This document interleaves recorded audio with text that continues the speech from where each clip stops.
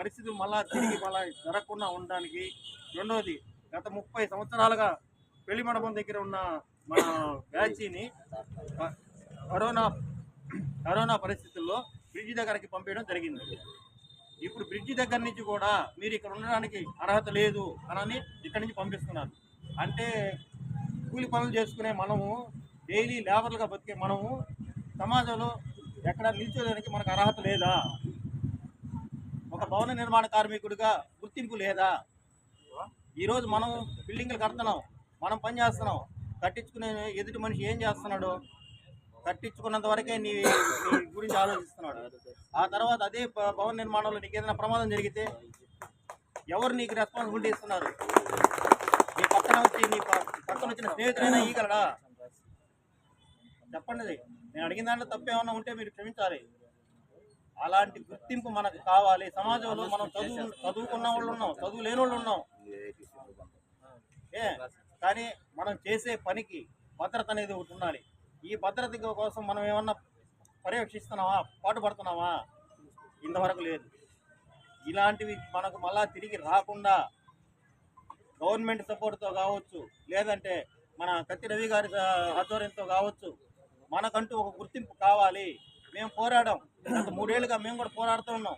ఏది కాళహస్తి మండలంలో ఉన్న ప్రతి ఒక్క భవన నిర్మాణ కార్మికుడికి లబ్ధి చేకూరాలి, వాళ్ళకంటూ ఒక గుర్తింపు కావాలి.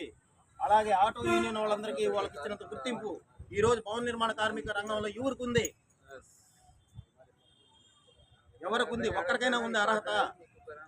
నువ్వు మేస్త్రివా లేదంటే లేబర్ అని అడిగేదానికి నీకే అర్హత ఇస్తున్నాడు? నువ్వు మేస్త్రిని చెప్పుకోవడానికి నీ చేతిలో ఒక చేతిలో తాపి ఉండాలి, ఒక చేతిలో చెక్క తాపి ఉండాలి. ఈ 2 ఉంటే నువ్వు అర్హత. అలాంటి అర్హత మనకు అవసరం లేదు. మనం చేసే పని గురించి మనకు పూర్తి నమ్మకం ఉంది. ప్రతి ఒక్కరికి నేను చెప్పదలసింది ఏంటంటే, సారువులు చెప్పినట్టు ప్రతి ఒక్క కార్మికుడు, అది మంచి కానీ చెడు కానీ, మనము ఈరోజు ఒక చెట్టు నాటామండి, ఆ చెట్టు ఎల్లకాలం మనం ఉండి దాన్ని పళ్ళు కోసుకోవాలని మనం ఆలోచిస్తాం. 10 మందికి ఉపయోగపడుతుందన్న ఆలోచనతో దిగుతాం, ఆ చెట్టు నాటుతాం. అలాంటి మహావృక్షంగా కావాలని ఈ శ్రీ సంకల్ప భవన నిర్మాణ కార్మిక సంఘాన్ని అనుబంధ సంస్థ అయిన ఏఐటీసీయూతో విలీనం చేయడానికి మేము ముందుకు వచ్చాం. ఎందుకంటే మా ఒక్కరి వల్ల ఇలాంటి చేయాలని వీలవటం లేదు. సమస్యలు పరిష్కరించేదానికి మాకు ఒక పరిష్కారం దొరకటం లేదు.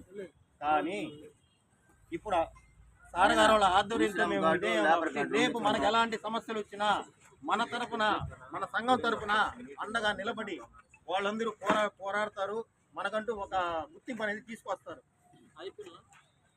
దీనికోసం ప్రతి ఒక్క సభ్యుడు, ప్రతి ఒక్క కార్మికుడు ఆలోచించి, జనమాల గురవి గారికి నమస్కారం, వైస్ ప్రెసిడెంట్గా నేను అభివాదం చేస్తున్నాను. సిపిఐ జిల్లా రాష్ట్ర కార్యదర్శి అన్న కూడా వచ్చారు. ఇప్పుడు మన మీటింగ్కి ఇచ్చేశారు.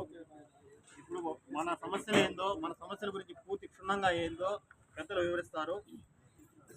నేను చెప్పిన దాని గురించి దయచేసి అందరూ ఒకసారి ఆలోచించి, సార్ వాళ్ళు చెప్పింది కూడా మీ విజ్ఞప్తికి తీసుకొని ప్రతి ఒక్కరూ గుర్తింపు అనేది తెచ్చుకొని సమాజంలో గౌరవంగా ఉండడం అనేది మనకు హక్కు ఉంది. మనము కార్మికులమే. ప్రతి కార్మికుడు